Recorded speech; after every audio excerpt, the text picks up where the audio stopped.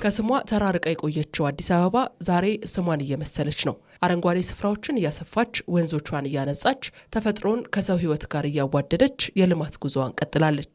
የኮንክሪት ከተማ ብቻ ሳትሆን አረንጓዴነትን የምትተነፍስ ለነዋሪዎቿም ሆነ ለጎብኚዎቿ ምቹ መኖሪያ ለማድረግ የመደመር መንግስት የቀን ተሌት ስራውን ገፍቶበታል።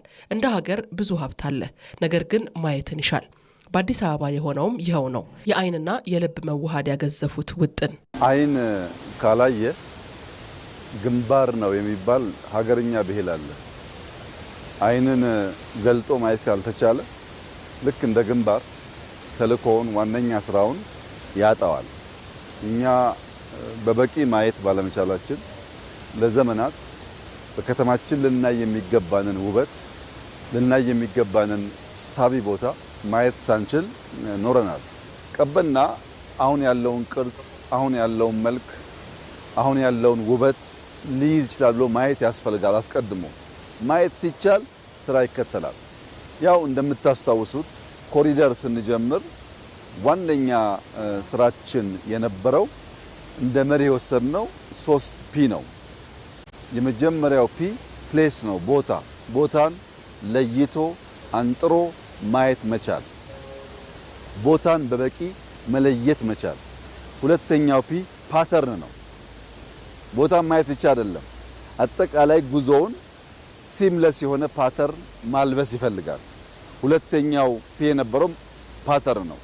ሶስተኛው ፒፕል ነው። ለሰዎች ምቹ እንዲሆን ቦታን አይተን ፓተርን አስይዘን ዜጎች፣ ታዳጊ ልጆች ሀገራቸውን እየወደዱ በሀገራቸው እየቧረቁ ማደግ አለባቸው የሚል ቁጭትና እምነት መሻት የነበረን። ከዚህ ቀደም በውጭ አይተናቸው ስንመኛቸው አሊያም ስናደንቃቸው የነበሩ ከተማ አቋራጭ ወንዞች፣ የወንዝ ዳር አረንጓዴያማ ቦታዎች አሁን የሽቅርቅሯ አዲስ አበባ መገለጫ ሆነዋል። የእግረኛ መራመጃውም የልጆች መጫወቻውም አልተዘነጋም። ብዙዎች አትችሉም ያሉትን የራስን በማራከስ የተጠመዱትም በእናይ ኋላ ሲጠብቁ የነበረውን ፕሮጀክት ለመፈጸም እውቀት፣ ሀሳብ፣ የአመራር ብቃትና ክትትልን ይጠይቅ ነበር። መደመር ዋና እሳቤው ቦታ አንሰራም አለ፣ ውሃ አንፈጥርም ሰጥቶናል። እሱ ዛፎች አሉ፣ የሰው ጭንቅላት አለ፣ ሀብት አለ፣ በየቀኑ ደግሞ የደከሙ ገንቢዎች አሉ። የብዙ ሰዎች ድካም ውጤት ነው ይሄ። ያ ሲደመር እንደ አውትካም የሚፈጠረው ክሱትነት ነው። መደመር ፕሮሰስ ነው። የሚከሰተው አዲሱ ኢመርጅ የሚያደርገው ማንነት ደግሞ አውትፑት ነው። ገንዘብን፣ እውቀትን፣ ጉልበትን፣ ሐሳብን፣ የአመራር ብቃትን፣ ሱፐርቪዥንን ስንደምር የዚህ ፕሮሰስ ውጤት የሚከሰተው አዲሱ ነገር ኢመርጅ የሚያደርገው ነገር እንደዚህ ያለው ውበት ይሆናል።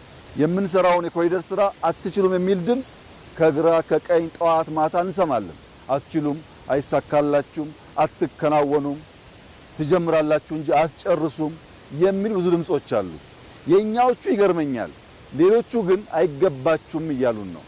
የለም ይገባናል፣ የለም እንችላለን፣ ጥንታውያን ነበርን፣ በመሃል ጠፍተን ሊሆን ይችላል፣ ብንሰናሰል፣ ብንደመር፣ ብንተጋገዝ ውብ ሀገር አለን፣ ከማናችሁም የማያንስ ኢኮሎጂ እኛም ተሰጥቶናል ብለን መናገር ብቻ አይደለም፣ ሰርተን ማሳየት አለብን። ለትውልድ የምትሰራ ሀገር ነገን የምታገለግል መሆን አለባት። ዛሬ የሚገነቡ መሰረተ ልማቶችን የሚያዩ ትውልድ ነገውን ይበልጡኑ እንደሚሰራውም አያጠያይቅም።